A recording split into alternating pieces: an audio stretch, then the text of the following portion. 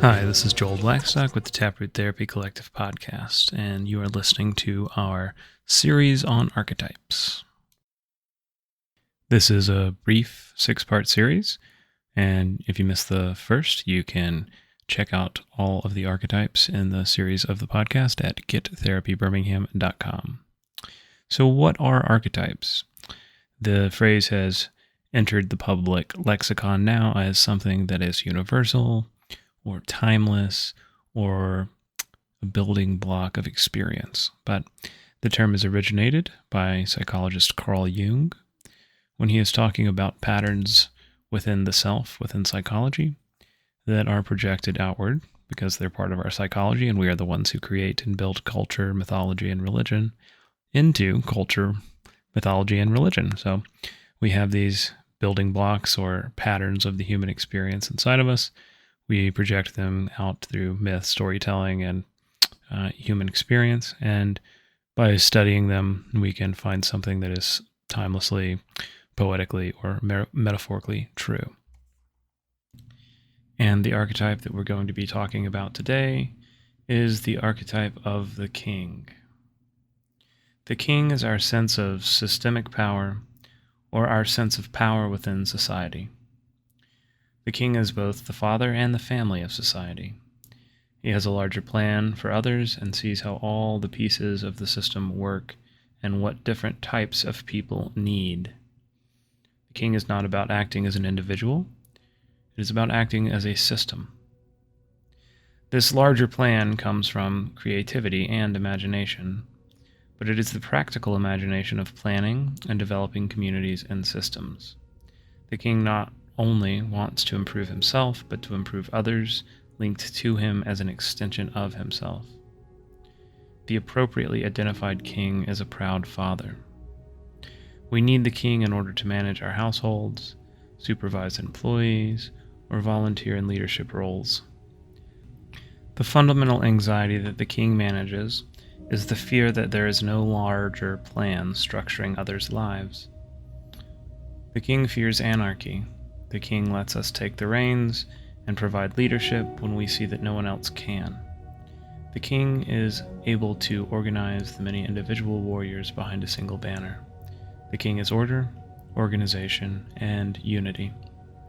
It is healthy and positive to have a vision for a better world that we would like to see our life and our works contribute toward. Without the king, we cannot have hope for our families or for the world. Patients who are raised being systematically excluded or oppressed are likely to be underidentified with their king and have trouble holding authority. If society has rejected or oppressed them their entire lives, they have been taught that it does not want them, and they will have a difficult time believing that others will let them lead. If we do not believe that we have any power over the world, it is difficult to function within it. These patients will be plagued with interpersonal difficulty until the underidentification with the king is resolved. Patients underidentified with their king will avoid any position where they have responsibility for or power over others. They were often punished for being angry or assertive in their families of origin, and they felt that they were not allowed to hold power. Often, these patients will have anger turned off and have extreme anxiety when circumstances force them to judge others, even if their judgment is needed or accurate. They will also have trouble with being angry or assertive, even when they are in the right, or the assertiveness is needed. These patients will have difficulty reconciling anxiety when they have to have a moral standard that others violate. They do not want to let go of their own moral compass, but they are also uncomfortable when others fail at being moral or good by their standard. It makes them feel judgmental. Patients who are underidentified with their king may be highly competent and successful, but still remain highly individualized and atomized, clinging solely to personal power or adhere to strict moral standards that they refuse to apply to others. They may express hopelessness or even contempt for ideas relating to improving family or governing systems, even though they could otherwise be highly successful in either. Patients over-identified with their king will mistrust and criticize all authority because it is not their own. They will play contrarian during any discussion of politics or religion and often family issues. They will often get into conflicts with superiors at work, but secretly feel unheard or misunderstood. They are apt to always side with authority, especially when the authority structure is exercising power or abuse. During these times, they are reliving their experiences in their own families of origin. Extreme identification with the king will leave patients listless and unsatisfied no matter how much power they attain. Extreme over-identification with the king means that there is no amount of power that will ever make one feel fulfilled. Life becomes a competition. It does not become a competition with individuals like the warrior, but a competition with all the great men from history. Total over-identification makes one want to hold power and influence others in every domain of life. Patients over-identified with their king will rarely present for therapy of their own volition. These patients can become tyrants to their friends, families, and colleagues. Even though these patients may do things that society would consider immoral, they will never see themselves as evil. These patients see themselves as saviors that want to save an unappreciative society or family by making them great, often through inflicting pain. Patients who are under-identified with their magician and warrior often over-identify with their king in order to compensate for their failure to develop their own domain of internal intuition or external accomplishment, sense of personal power. These patients are often prone to fantasies about what would happen if they were in charge. They will never see themselves as immoral, but only as misunderstood heroes. I hope you enjoyed the explication of the king archetype. Next up, we have the queen, and you can get this podcast and more resources on Jungian psychology and trauma therapy at gettherapybirmingham.com. That boy needs therapy. Psychosomatic. That boy needs therapy. Psychosomatic. And today we're going to be talking about the queen archetype, having previously talked about the king. The queen is the power behind power and the maternal influence on development. The queen is the indirect power that we hold over authority and systems, just as the magician is the indirect power that we hold over peers in our immediate vicinity. The queen is every calculated comment that ever made you reconsider your own behavior. She is every raised eyebrow that ever made you behave. She was every watchful eye of a teacher or principal. The queen is long talks by the fire with a loved one about your own worst impulses. She is tempering to power, but when we over-identify with the queen, she becomes a manipulative puppet master behind the throne, a Bloody Mary. The queen uses her influence over the powerful to exercise her own power. If this concept is lost on you, then you are likely under-identified with your own queen. If this is the case, be careful, because it is the patients under-identified with their own queen who are most susceptible to her influence from the shadow. If we do not understand the art of manipulation, then we have no defenses against it, and we live life naive and vulnerable. The queen is, by her very nature, the least recognized archetype. The queen is the thing behind the thing. She is the unnoticed influence that we have on the world. The queen is the reason that people in charge behave better than they otherwise would. The queen is a mothering impulse in all of us. She sits close to our anima or archetype of the feminine. The queen is the part of us that wants to see the people around us grow and flourish under our watchful gaze. The queen smiles as her children and her husband mistake her subtle suggestion for their own ideas. She is the master of the understated and the implied. The queen is consigliere, advisor, right-hand man, and second in command. The queen sees potential in others and helps push them towards realizing that potential. But if she is not careful, she may mistake their potential for her own plans. The fundamental insecurity behind the queen is the fear that power is incompetent or malevolent. Patients with an overdeveloped queen usually had a competitive parent or a parent that viewed them as a peer in childhood. Like patients with an overdeveloped magician, the child with an overdeveloped queen may have worn this anxiety like a badge of honor in childhood. However, also like the child with an overdeveloped magician, this damaged the child, leaving them hypervigilant and trapped with an exhausting control instinct. Unlike patients with an overdeveloped magician, patients with an overdeveloped queen felt responsible for running a household by proxy and controlling an irascible or inconsistent parent. They felt that they had to manipulate or be aware of their surroundings to have a plan in order to control the adults in the room. They did not seek to be understood or to get attention from a caregiver like children with an overidentified magician.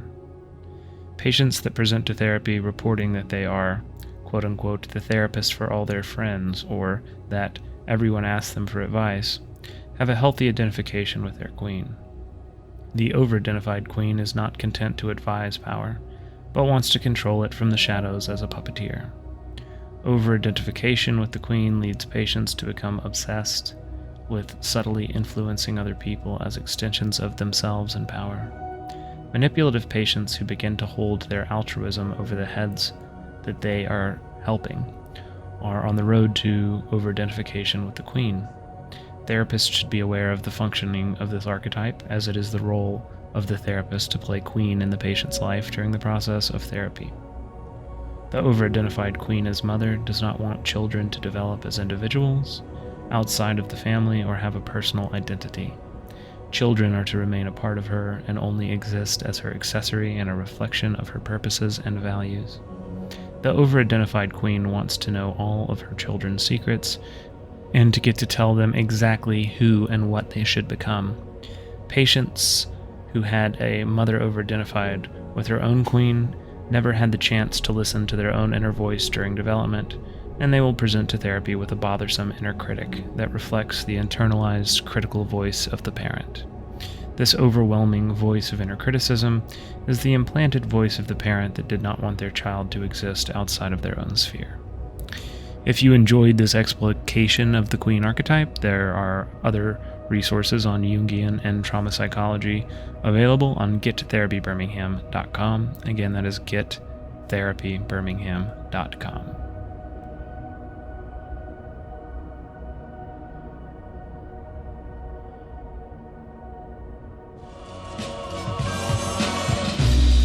That boy needs therapy. Psychosomatic. That boy needs therapy. Psychosomatic. And today we're talking about the warrior archetype, having previously talked about the king and queen. The warrior archetype allows us to harness our own sense of personal power to face fear and assert our own energy against the plans of others and the plans of the universe. The warrior allows us to enforce boundaries securely between ourselves and others.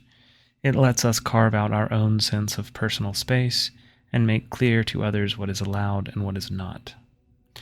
Mankind has had a warrior class as long as there has been a civilization. We must all, at some point in life, learn to face our fears and accomplish something scary. The psychologist Albert Ellis was fond of saying that it was pathological to want to be liked by everyone all of the time.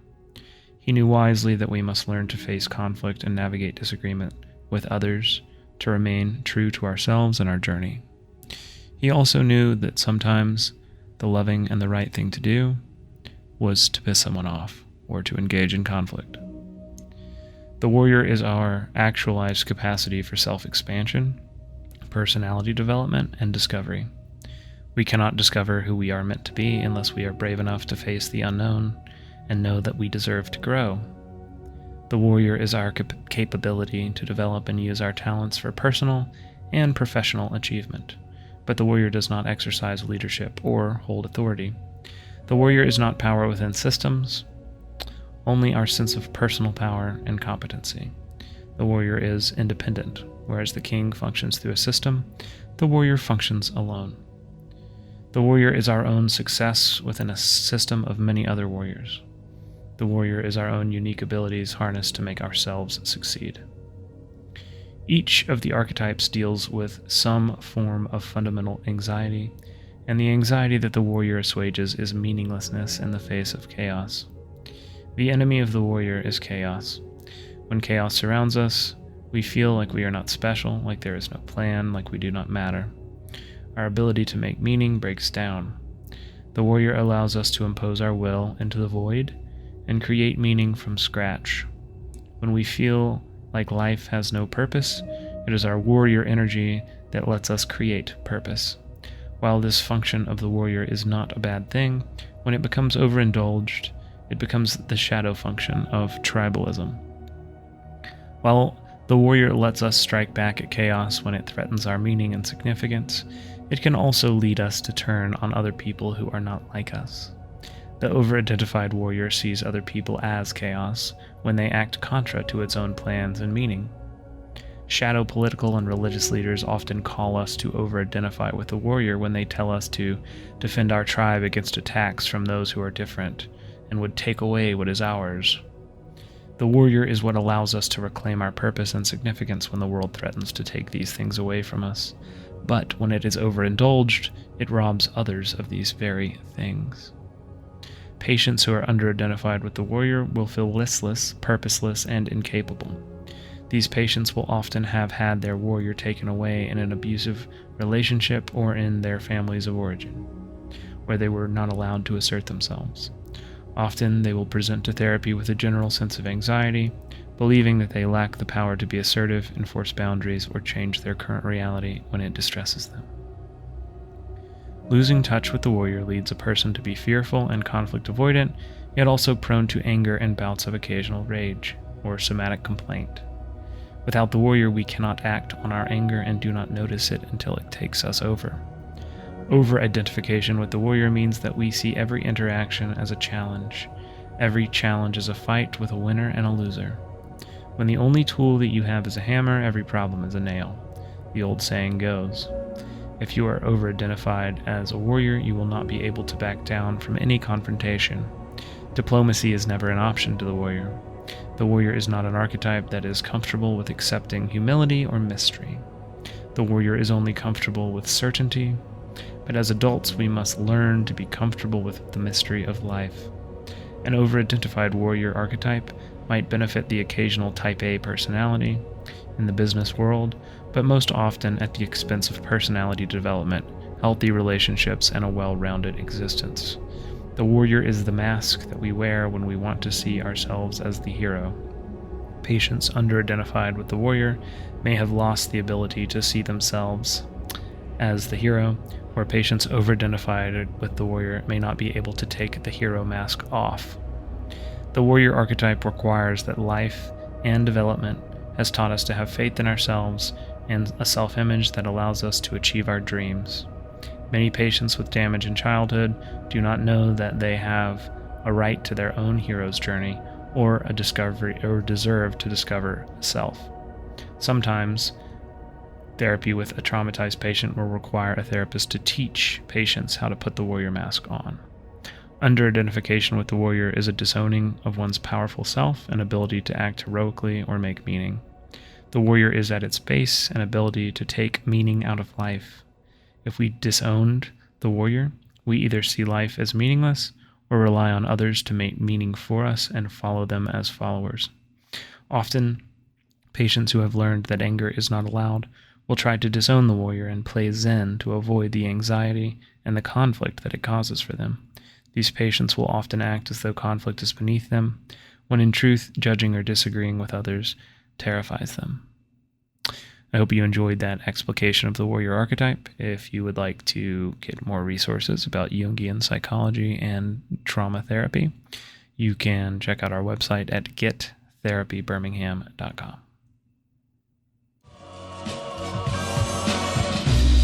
That boy needs therapy. Psychosomatic. That boy needs therapy. The magician is the archetype that we're going to be talking about today, having previously talked about the king, queen, and warrior. The magician is intuition, education, and reflexes. In myth and legend, the magician appears in stories not to be the hero, but to aid the hero on their quest. In these stories, the magician can also take the form of a witch, enchanter, or shaman. The magician is the most esoteric part of our schooling that filled us with the most passion. The magician is a sense of personal power and accomplishment, but not power gained through conflict like the warrior.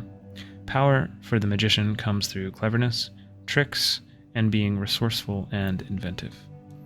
To the warrior, knowledge, secrets, and intrigue make one strong, not accomplishment or brute strength, at least not material accomplishment.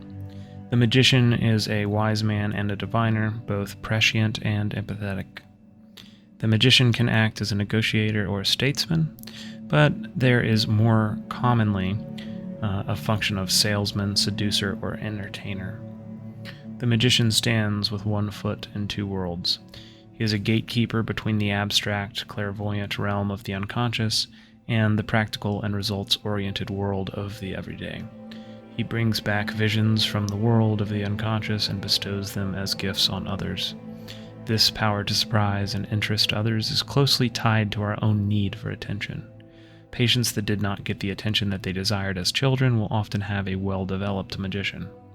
These patients believed as children that something about them was bad or shameful, and developed their magician archetype as a way of being seen or having control. It is the magician that impresses others with insights, funny stories, and hidden talents.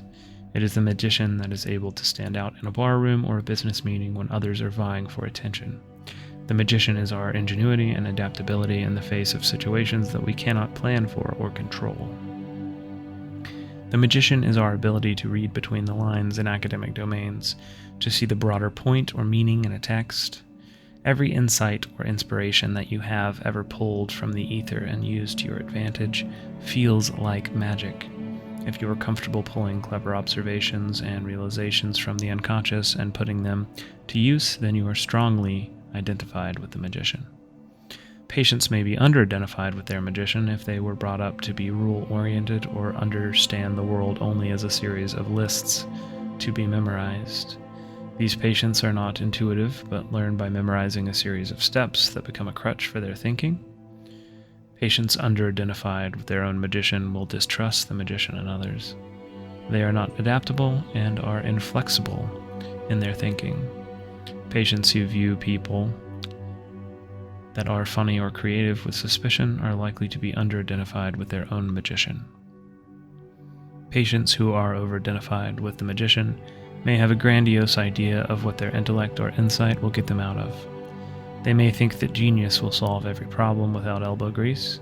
They may try to use a charming personality or a quick wit to escape hard work or interpersonal conflict. Patients who are deeply dismayed over poor academic performance despite no effort at study will be over-identified with their magician. These patients are often under-identified with their warrior because they have never learned to overcome situations that their intuition cannot control, or to work hard for a reward. The fundamental anxiety that the magician assuages is the inability to control one's surroundings. The magician is at its root a personality device developed to maintain control during a period in a person's life when assertiveness was not allowed. This was often a way to hold on to some control over our environment when direct confrontation was not an option. The magician can also develop in early childhood when a child feels like there is a need in the family of origin that neither caregiver can meet. This is often a wounded or unreliable caregiver the child has to manage. This leads to the development of an often magical seeming ability to read others, read between the lines, and communicate in indirect ways like art and humor. A patient who is over-identified with both the warrior and the magician may try to dominate others with their intellect, delighting in the humiliation that they cause. After all, the cynic is the shadow of the caregiver. A caregiver sees the needs of others in order to meet them, and the cynic sees the same need in others but uses them to exploit or write off other people. The cynic is the shadow side of the magician's ability to use intuition to understand others. An example in pop culture would be the stand-up comic that summarizes and denigrates groups of people with acerbic insights. I hope you enjoyed this explication of the magician archetype. If you would like more resources on Jungian or depth psychology, you can go to our website, gettherapybirmingham.com.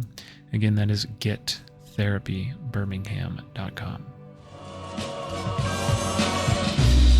That boy needs therapy. Psychosomatic. That boy needs therapy. Today we're going to be talking about the lover archetype, having previously discussed the king, queen, magician, and warrior. The lover is one of the most difficult archetypes to notice that you are experiencing. By its very nature, it is seductive and spontaneous.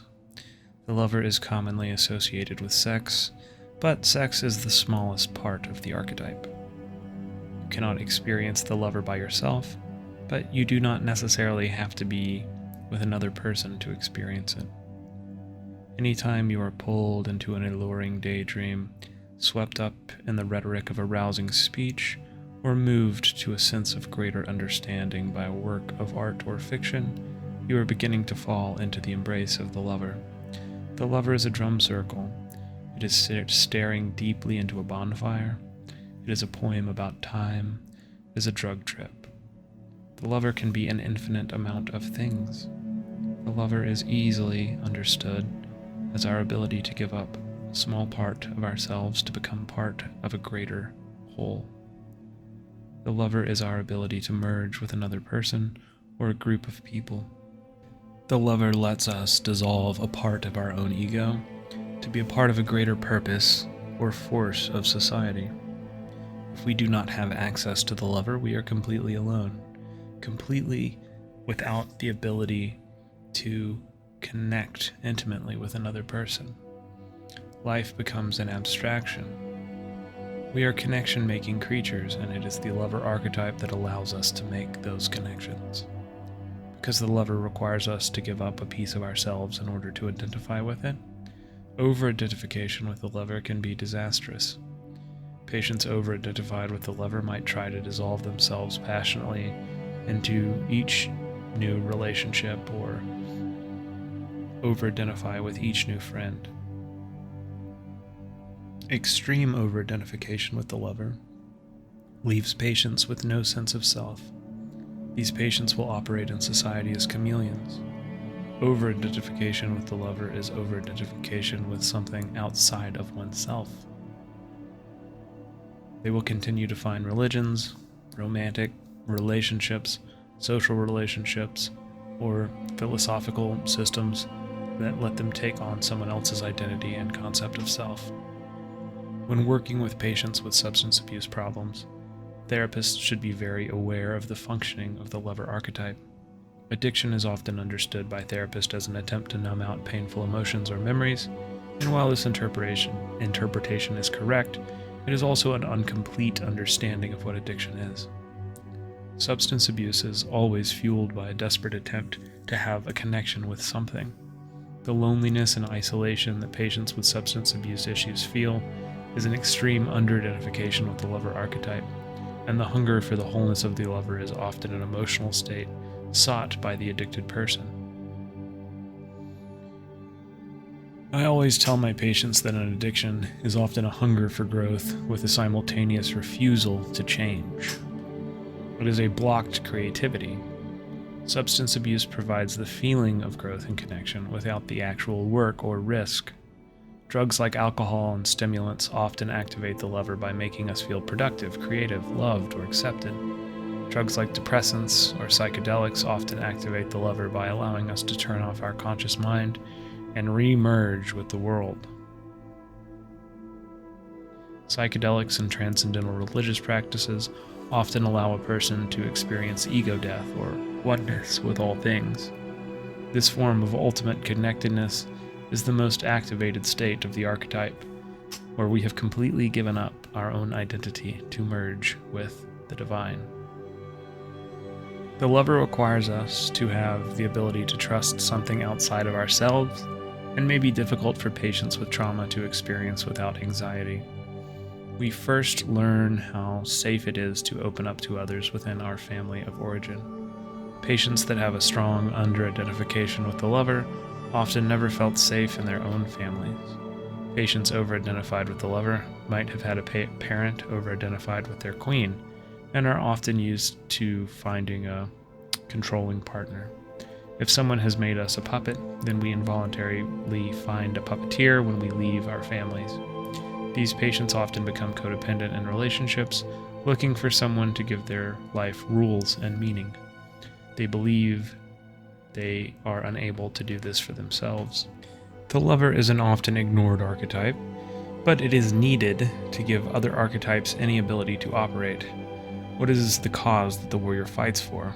Where is the growth or creativity of the child without the lover?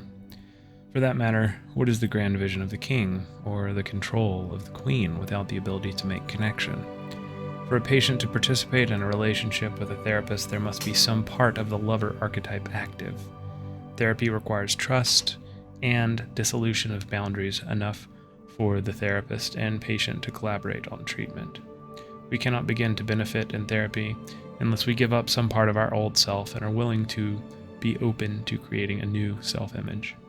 Resistance to the therapy process can sometimes be understood as a resistance to the experience of this archetype. If you enjoyed this explication of the lover archetype, you can check out our website for more resources on trauma and depth psychology at gettherapybirmingham.com. That boy needs therapy. Psychosomatic. That boy needs therapy. And today we were talking about the child archetype, having previously talked about the king, queen, magician, warrior, and lover archetypes. The child is a tricky archetype to find within ourselves. The child is the first archetype that the self identifies with. The child has no problem asking for help or expressing its emotions and desires loudly and honestly. The child is a kind of creative anarchy that we lose as adults and rediscover during liminal and transitional spaces in our development. The child is a freedom that we reconnect with when we release the parts of ourselves that have held us back. The child is alive, feeling that the addict begins to reconnect with after completing recovery. The child is strongly associated with the unconscious and a sense of connectedness to all things. Children are still discovering the things that make them unique individuals. The child is growth, and children know how to grow instinctively. The child does not remember all of the rules that we had to learn as adults, and is more interested in its own creative impulses and whims than rules or deadlines. The child is necessary for art and for self-discovery, but it can become solipsistic when it is overindulged. The child puts us in touch with vulnerability, but it cares about its own emotions, desires, and whims. It is not aware of others or their wants or needs. The child is important to creatives because it is the source of new ideas and perspectives, but it needs to be tempered lest we become selfish, oblivious, and inwardly focused. In adulthood, we lose touch with the vulnerability and capacity for growth that we felt as children. Adults come to believe that the limiting voice of their inner critic is responsible, and that asking for help or admitting vulnerability is weak. Many times the process of therapy forces us to uncover our own vulnerable child and reconnect with the parts of ourself that are hurting or scared. When we cannot honestly admit our own needs, fears, and sadness, we often overcomplicate our life. Patients who are over-identified with the child may present to therapy lost in creative visions and emotional whims. While over-identified with the child, these patients will be oblivious or in denial about the practical and detail-oriented responsibilities of adult life. They may be prone to bouts of drug use or personal vision quests and passion projects. They may live a life ruled by emotion. Patients will often over-identify with the child as a response to their families of origin having a pathological queen archetype that stifled development. In college or as adults, these patients cast aside all responsibilities and overcompensate for the constraints of their childhood with an overly juvenile outlook on responsibility. Patients under-identified with the child will present to therapy asking the therapist to produce pragmatic and concrete changes in their lives and relationships. They often come from families led by an over-identified king or warrior that had no interest in the uncertainty or self-discovery of the child archetype, and often no interest in the intuitive nature of the magician. These patients will have little interest in getting in touch with the vulnerabilities or the flights of fancy of the child. They see creativity as unproductive and a waste of time. We are all born in the world as vulnerable child, as naive beings that see the world as an unending canvas on which to paint our vision for ourselves. These tendencies are idealistic, but they are also natural. Material realities impose restrictions on our lives, and we are remiss to ignore them. But also, we do not want to waste the potential meaning in our lives if we become their slaves. Rediscovering the child is necessary for personal growth and healing, required to make progress in therapy. The child is not only creativity and growth, but also innate resilience. Patients who rediscover the child during a chronic illness may make recovery whereas patients who do not may not. If you enjoyed this explication of the child archetype, please check out the other parts in this 6-part series on our website, gettherapybirmingham.com, or search for the podcast, the Taproot Therapy Collective podcast, wherever you get your podcasts. Thank you so much.